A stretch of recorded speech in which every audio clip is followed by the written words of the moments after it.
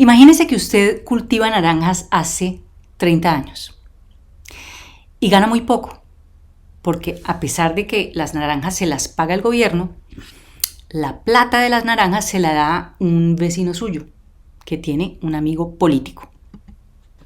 Su vecino lleva 30 años enriqueciéndose con sus naranjas. A usted le paga poco y tarde, y muchas veces ni le paga. Pero a usted le toca sobrevivir y no tiene forma de escaparse de ese chantaje. Ahora imagínese a los consumidores, los que le compran la naranja a su vecino. Esos pobres reciben pocas naranjas y caras.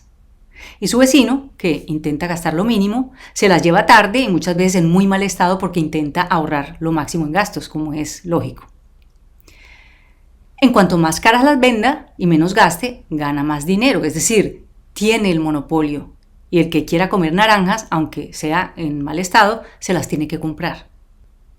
Imagínese ahora que usted se pone de acuerdo con los demás cultivadores de naranjas y hablan con los consumidores y entre todos deciden que la única forma de acabar con la estafa de su vecino y de todos los comisionistas como él es votar por un nuevo gobierno. Eso es lo que ha pasado en Colombia. La naranja es la salud. Los cultivadores, los profesionales de la salud. Y los consumidores, los pacientes. Y personajes como su vecino son las EPS. Ahora, ¿qué creen que haría su vecino para evitar que le desmonten su lucrativo negocio? ¿Quedarse callado? Recuerde que lleva 30 años chupándole la sangre a usted.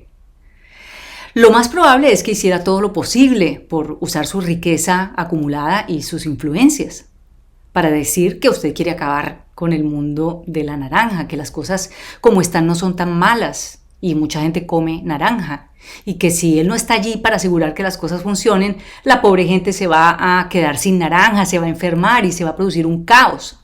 Además, durante esos 30 años su vecino se ha rodeado de otros poderosos que tienen medios de comunicación, periódicos, canales de televisión, a los cuales ha hecho socios y lo ayudan a difundir su campaña de miedo. Bueno, pues ahora piense que la salud es algo infinitamente más importante que las naranjas.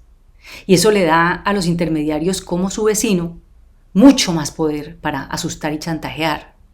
Eso es lo que está pasando en Colombia con la salud, con las pensiones y con todas las reformas que está intentando hacer el gobierno de Gustavo Petro para ayudar no a los pobres, y esto me lo enseñó la vicepresidenta Francia Márquez, sino a las personas que el sistema económico colombiano ha empobrecido y que ha convertido en negocio los derechos fundamentales.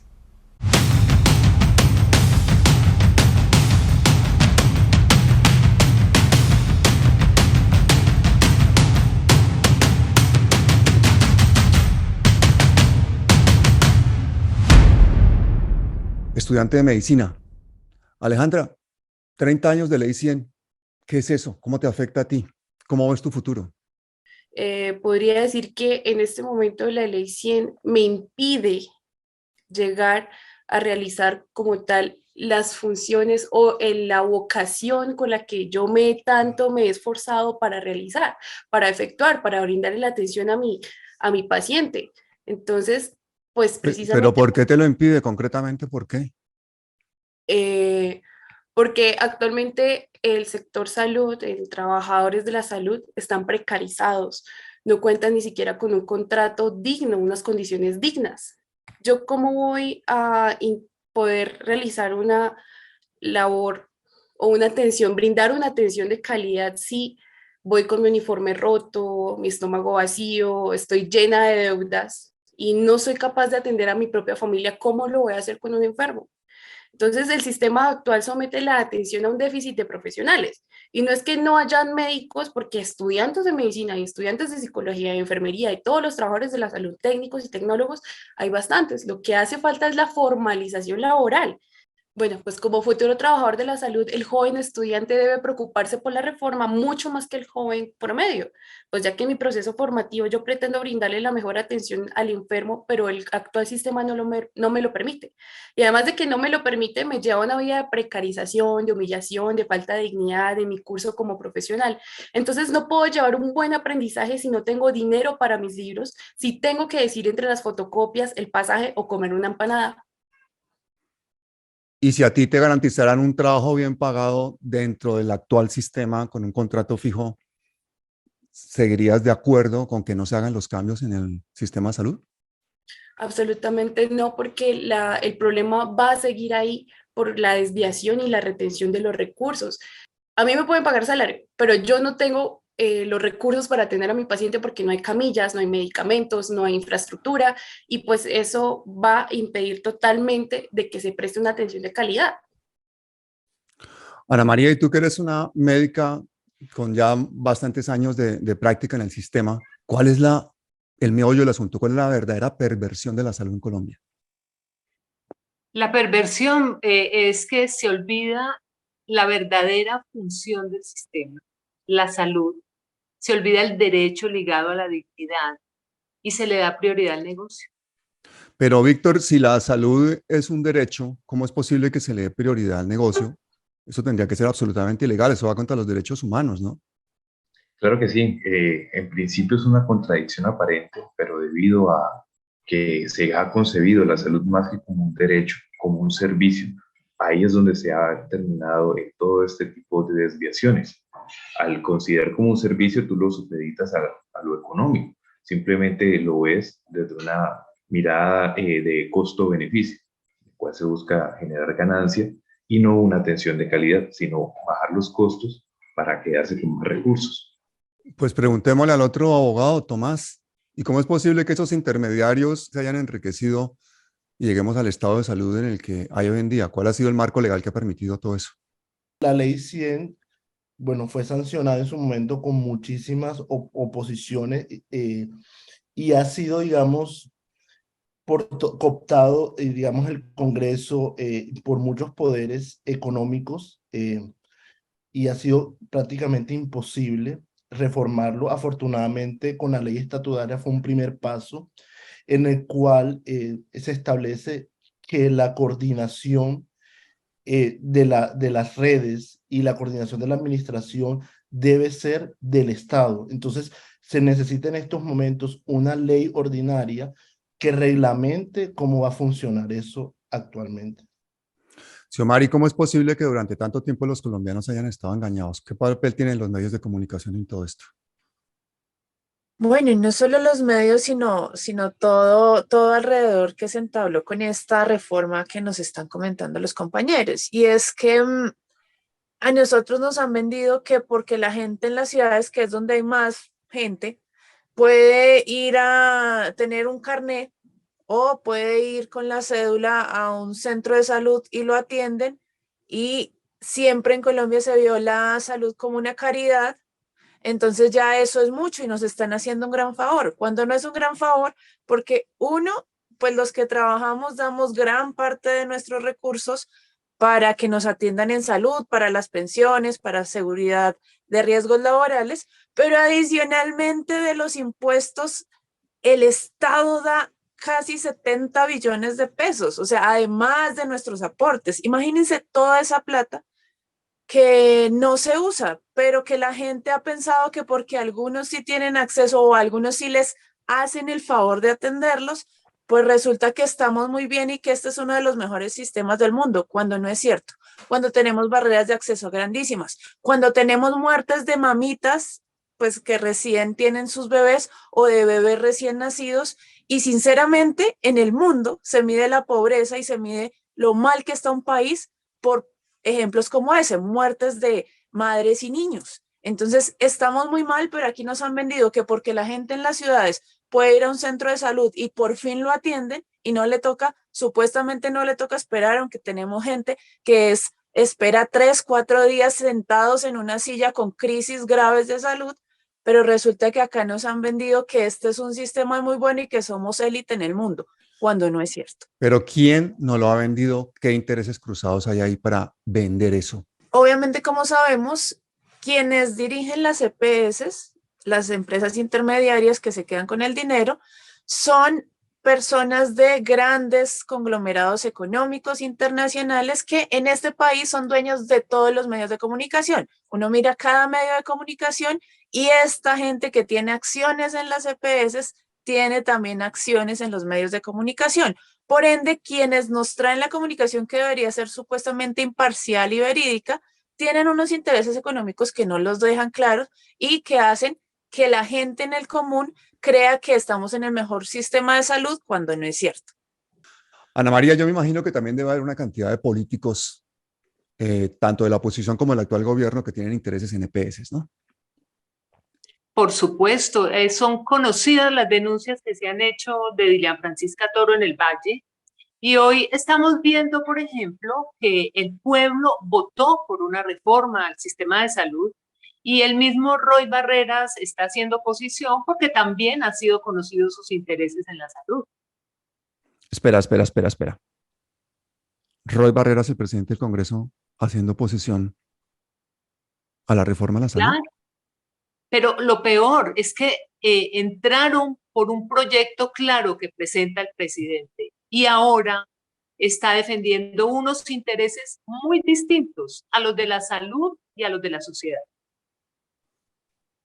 ¿Y el presidente cómo permite eso? No entendemos, los ciudadanos estamos esperando que haya claridad en este sentido, porque eso fue lo que votamos, una reforma estructural al sistema de salud, que por fin la gente pueda tener acceso a la salud como derecho ligado a la dignidad. ¿Y alguno de ustedes sabe qué intereses tiene concretamente Roy Barreras en la salud? ¿En clínicas o en EPS o en lo que sea? Pues mira, Roy Barreras tiene acciones, porque él es médico, tiene acciones en varias prestadoras, en especial en el suroccidente, en especial en el Valle, pero adicionalmente en la campaña al Congreso anterior fue financiado en parte, obviamente, por EPS. Entonces eso implica que dineros de la salud y de gente que tiene intereses en el sector, pues también presionan esa candidatura y pues esa curul, evidentemente.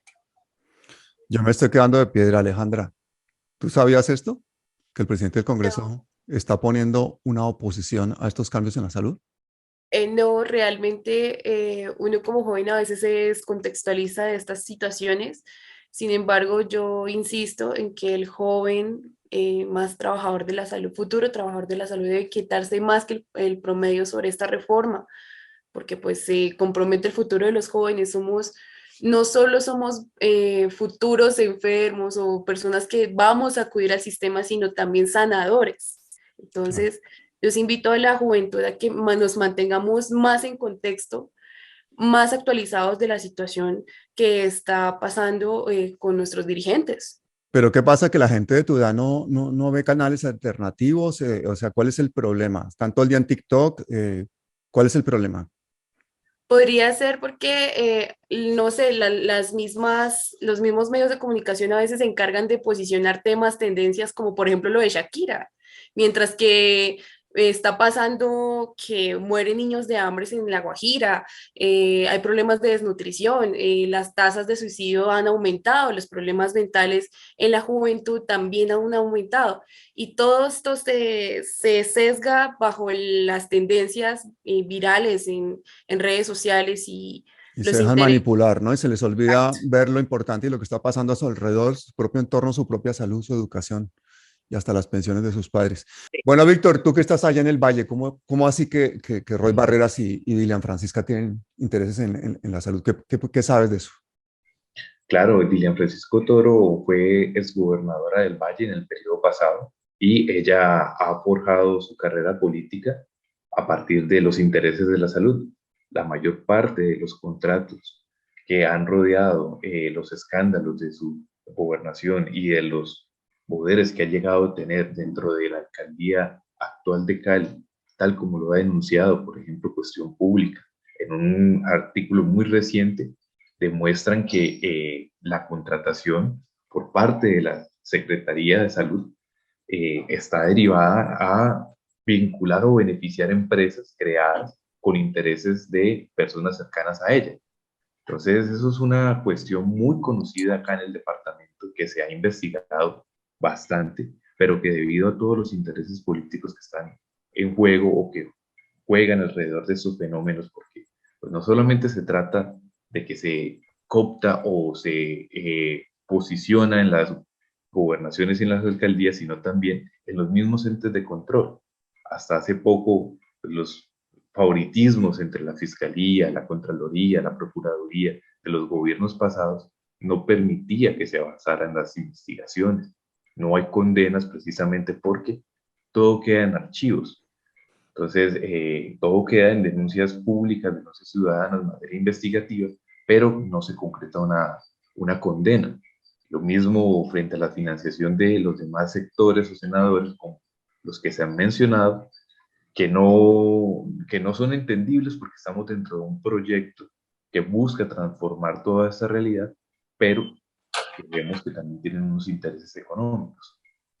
Ana María, ¿cómo es posible que existiendo conflictos de intereses entre estos políticos, y estos dos ejemplos son claros, del Roy Barreras y de Ilian Francisca Toro, existiendo este conflicto de intereses, sigan adelante en un gobierno que nos ha prometido en campaña que iba a hacer estos cambios en la salud?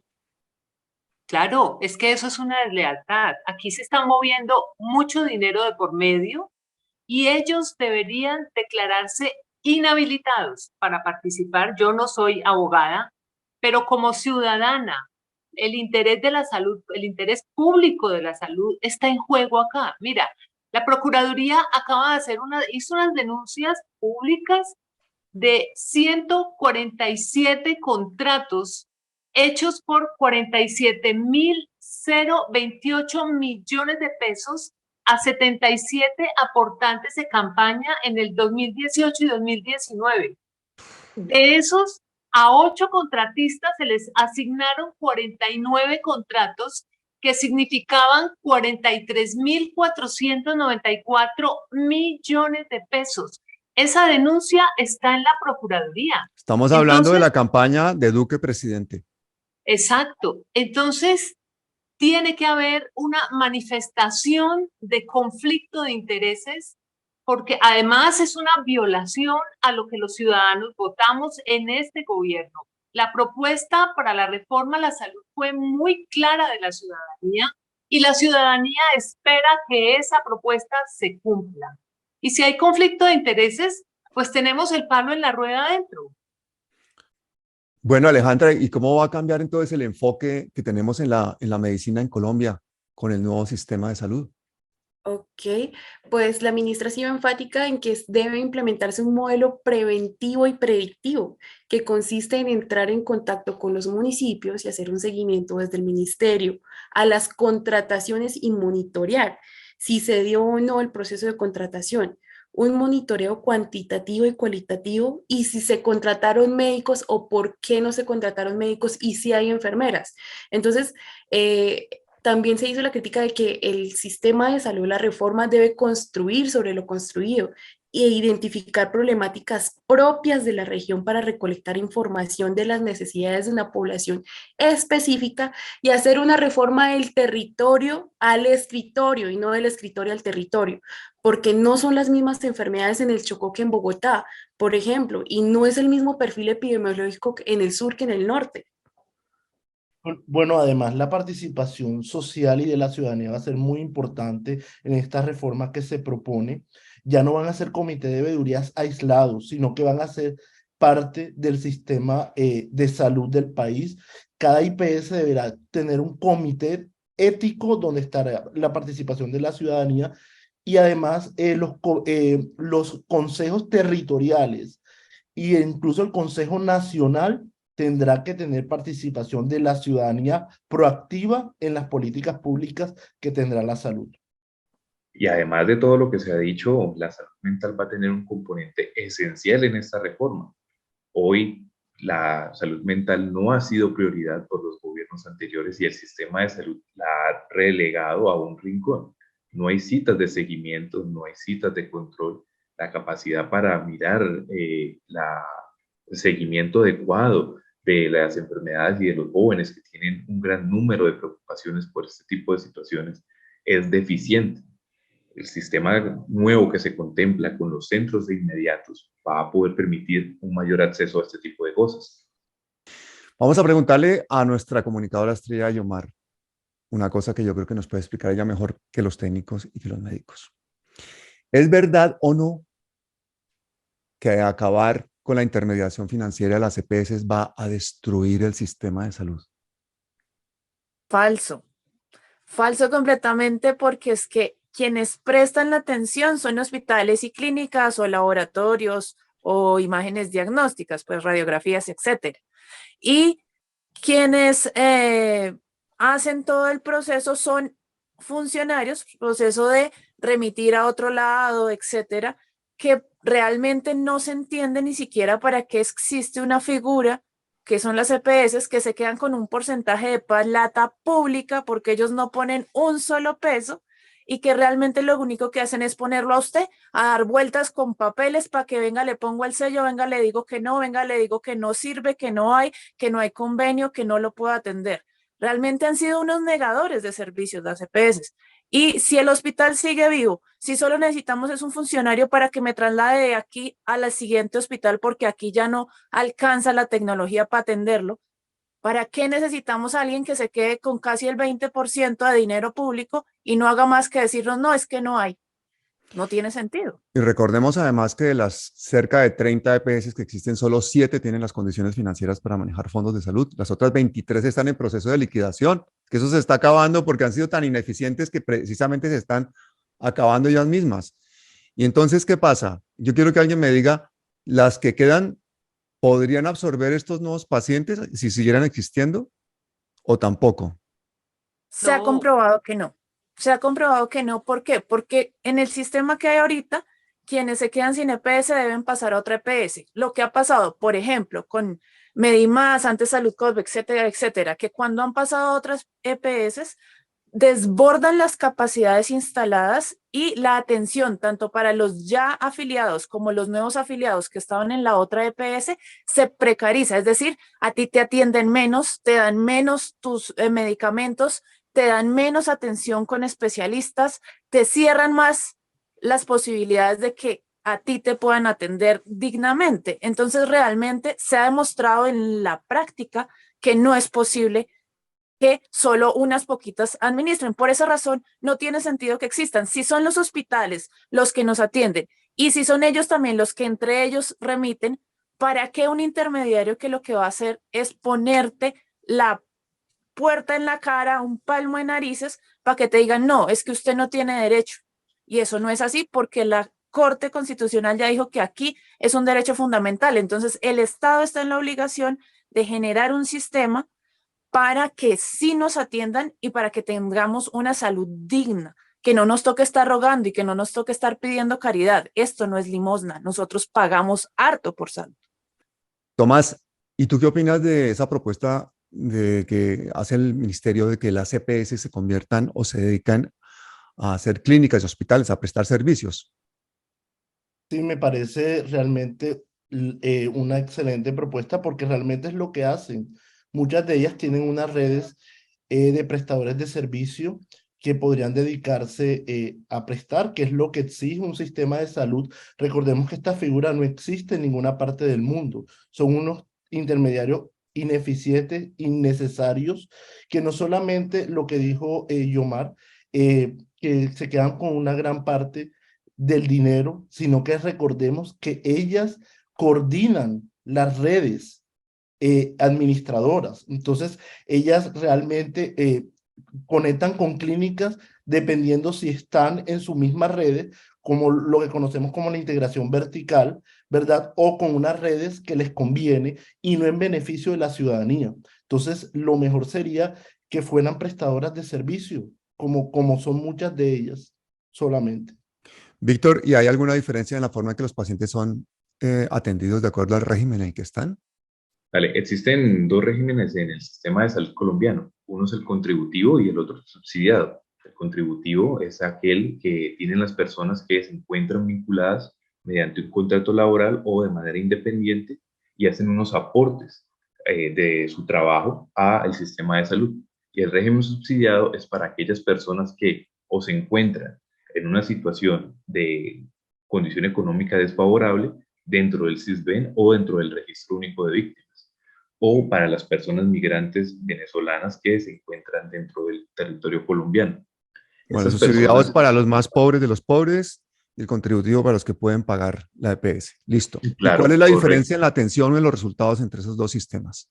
La mayor parte de la población pertenece al régimen subsidiado. ¿Por qué razón? Porque la falta de formalización laboral en Colombia ha hecho que no tengamos unos suficientes aportes para generar una vinculación a través de un régimen laboral del contributivo. ¿Y eso qué quiere decir después?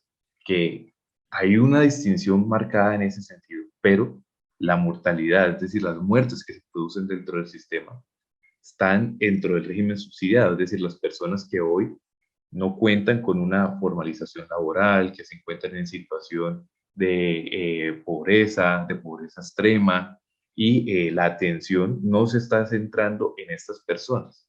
O sea, me estás Entonces, diciendo que la gente, la mayoría de los colombianos están en el régimen más pobre, que es el subsidiado, que es donde está la mayor mortalidad y que es mucho claro, y la mayor menor atención. y que es mucho mayor que en el contributivo. Es decir, el mercado se ha encargado de decir quién vive y quién muere. Claro, correcto. O sea, al distinguir por contributivo y subsidiado la atención en salud y al destinar unos recursos para el subsidiado y el contributivo, que son menores en el subsidiado que en el contributivo, tú estás marcando, dándole una sentencia de muerte a las personas. Estás diciendo que simplemente por no aportar al sistema, pues estás destinada a tener una atención de menor calidad, que le presten los menores servicios y que tiene mayor mortalidad. Alejandra, ¿tú sabías todo esto? Yo me estoy quedando de piedra.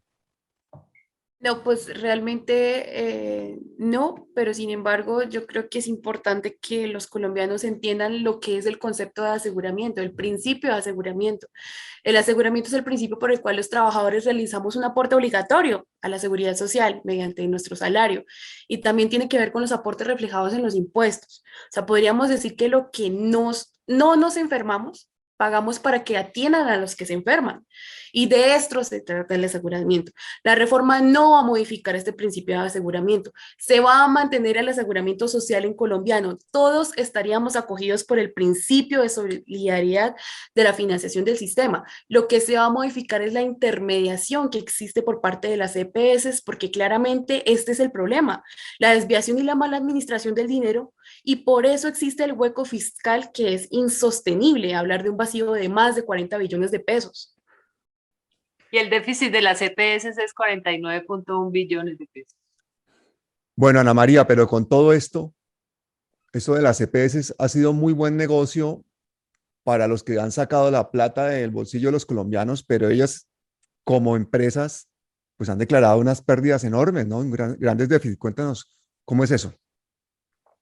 Ellas declaran pérdidas dentro del sistema, pero como empresas son muy exitosas y muy rentables. Aparecen entre las 100 empresas más rentables del país. O sea, están sacando el dinero público que va con destinación para la salud de los colombianos y lo invierten en negocios privados. Es eso. Lo mismo que pasa con las pensiones, ¿no? Todo eso gracias a la ley 100. Es que para mí es un diseño para tomar el presupuesto público y hacerse ricos. Xiomara, una de las dificultades grandes que tenemos para sacar adelante todas estas reformas es que, por ejemplo, yo he visto que a Carolina Corcho le han hecho varias entrevistas, grandes medios de comunicación. La forma en que los periodistas le preguntan a ella es como para que la gente se confunda, para que ella entre en explicaciones muy técnicas y después de una explicación muy técnica y muy brillante, le hacen la misma pregunta con otro tono, como diciendo, pues dudo mucho todo eso que me está diciendo, ¿realmente es así? ¿Cuál es ese manejo ahí, tú que eres comunicadora, para conseguir que personas como Gustavo Petro o como los expertos que tenemos en cada uno de los temas, como Carolina Corcho, cuando van a esos grandes medios de comunicación, la gente termine no creyendo del todo esas reformas y termine igual de confundida que cuando empezó a ver el programa? Bueno, la estrategia de nuevo es, por esos intereses económicos, pues ellos son empleados de quienes están interesados en que las EPS no desaparezcan. Entonces el manejo es confundamos, confundamos y como quien dice, confunde y reinarás. Y así logran enmarcar y dejar su última palabra, porque igual siempre el periodista, después de que cuelga la entrevista, va a dejar su percepción y su análisis del asunto, ¿no? Pero yo sí siento que en el caso de la ministra han perdido, porque la ministra, aunque es técnica, tiene la habilidad de poder hablar más sencillo y la gente ya está entendiendo más y la gente queda de para atrás y el mismo periodista queda para atrás porque aunque quieren hacer esto como algo técnico y algo alejado de la gente, cuando tú lo masticas y ves la realidad y es que a ti no te están atendiendo, que hay que ser sinceros, la rentabilidad y la plata que ganan las EPS de ese porcentaje que dijo Ana María es gracias a la muerte de personas, la muerte de colombianas y colombianos y gracias al sufrimiento de aquellos que padecen enfermedades y no son atendidos. Y eso hay que decirlo claro.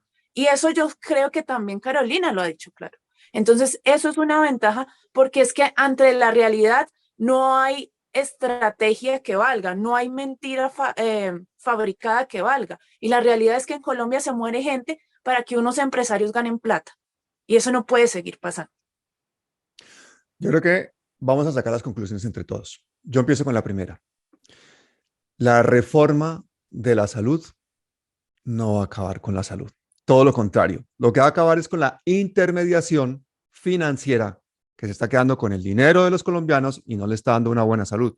Porque entre peor la salud, más dinero ganan ellos. Esa es mi primera conclusión. Ana María, ¿cuál es tu conclusión? Hay un mandato popular que eligió a este presidente y fue una reforma estructural al sistema de salud con dos banderas rojas: acabar la intermediación y laboralizar a los trabajadores. Y estos senadores deben cumplirle a la gente. Tomás, tu conclusión. La reforma estructural a la salud se va a primar la prevención y la predicción por encima del negocio a la enfermedad. Alejandra. Bueno, desde mi perspectiva como joven y futura trabajadora de la salud, los jóvenes no tenemos que ser ajenos a la reforma porque es un asunto del gobierno, es una reforma del pueblo y que nosotros y de nosotros. Entonces somos enfermos y somos cuidadores, que necesitamos dignidad, que tenemos que tener un control al neoliberalismo. Corregir al neoliberalismo no es complejo. La reforma le dará poder otra vez a la ciudadanía de los recursos de la salud mediante el ejercicio y la vigilancia del presupuesto y lo hace democrático. Entonces vienen los consejos nacionales que son grandes, horizontales, donde todos tienen la misma voz y el mismo voto para decir a este hospital le tenemos que comprar más camillas, se tienen que contratar más enfermeras. Y el reunir el consejo no solo son médicos ni trabajadores, sino campesinos donde se conciliará el diálogo y el mutuo acuerdo. Perfecto. Víctor, tu conclusión. El sistema de salud que se está proponiendo va a eliminar la distinción entre personas que son aportantes y no aportantes. Vamos a tener una misma calidad del servicio para todos los colombianos y las colombianas. No va a primar el interés frente a la clasificación de las condiciones económicas, sino la misma atención para toda la población en general. Xiomar, tu conclusión. Nosotros que ya creemos que no hay futuro, pues vamos a ver la salud como algo más completo y nos van a garantizar agua potable, nos van a garantizar seguridad alimentaria y nos van a garantizar el cuidado del medio ambiente para que tengamos un país por el cual vivir, en el cual vivir más adelante. Nosotros que ya no vemos futuro, vamos a tener futuro porque vemos la salud como algo integral, no solo como ir a un hospital. Yo agregaría una más. Recuerden que esto es un gobierno de coalición. Estamos gobernando con el enemigo. Personas como el señor Roy Barreras y Dilian Francisca Toro representan los intereses de muchos de esos intermediarios de la salud, de las pensiones, de los bancos, etcétera, etcétera. Bueno, Ana María, y cuando la reforma de la salud ya esté funcionando, ¿cómo va a ser la atención al paciente? Tendrás un centro de atención cercano a tu casa. Incluso puede ser donde ya te atienden. llegas a tu médico, si necesita una consulta a un nivel de mayor complejidad, yo hago la remisión, soy tu médico, hago la remisión, te mando a la institución, allá hacen la valoración, el examen que necesita, y esa misma institución te devuelve a mí. Yo voy a estar pendiente del resultado, del manejo, del control cercano a tu casa, voy a ser la médica de la familia, no tienes que hacer autorizaciones, ni copagos, ni estar yendo de un lado para otro perdido para que llegue y le digan que no hay convenio. ¿No va a haber paseo de la muerte? No habrá paseos de la muerte. Es que mira, es salud ligado a la dignidad del individuo. Es el concepto que la gente no ha entendido. Es con dignidad. La salud es un derecho. Exacto. Exigible, irrenunciable. Así Bueno, es. amigos, qué chévere haber hablado con ustedes, haber trabajado. Ay, ¿saben qué? Esto no estaba grabando. Mentiras. Falso, falso. No lo voy a editar, lo voy a sacar así todo completo con todo. Que el núcleo central del problema se llama intermediación financiera, o sea, entregarle la plática a los negociantes. Ese es el núcleo, porque no le pagan a los que atienden a los pacientes, a las entidades, a las clínicas y a los hospitales, y ellos tienen que rebajar y no le pueden pagar completo a los trabajadores y ponen barreras para poder quedarse con más plática de la nuestra y mandan a la gente lejos. Todo gira en torno a estos negociantes. Estos que compraron campos de golf y hicieron de la plática de la salud unos megaclubes y se están dando la vida loca con nosotros pagando ahí, nos sacan del sueldo, nos sacan ahí los que tienen todavía la fortuna de no ser prestadores de servicio y que tienen un contrato laboral y que por derecha ya les sacan lo de la salud. Pues hay gente que se está beneficiando de eso, que están haciendo crecer su patrimonio y se dan la vida de lujo. Estos son los que están asustados hoy, ¿no? Porque pues es muy difícil y muy duro perder todos esos privilegios. Son gente muy poderosa. Sí, claro, pero ellos no van a perder ningunos privilegios. Créeme que lo que van a ganar menos, porque es que para este tipo de gente ganar menos es perder. Siguen ganando, pero van a ganar, porque igual tienen clínicas, por ejemplo, los dueños de EPS, hay particulares de EPS que, como te digo, pasaron de 2 a 32 clínicas, o sea, tienen 32 clínicas para seguir ganando dinero, y aún así quieren más dinero. Eso, claro, que la quieren toda. Dinero público destinado fijo para la salud manejado por negociantes. Han hecho lo que han querido. No son aseguradoras, no son. No, ay Dios, qué miedo. Además, durante esos 30 años su vecino se ha rodeado de otros poderosos que tienen medios de comunicación, periódicos, canales de televisión, a los cuales ha hecho socios y lo ayudan a difundir su campaña de miedo.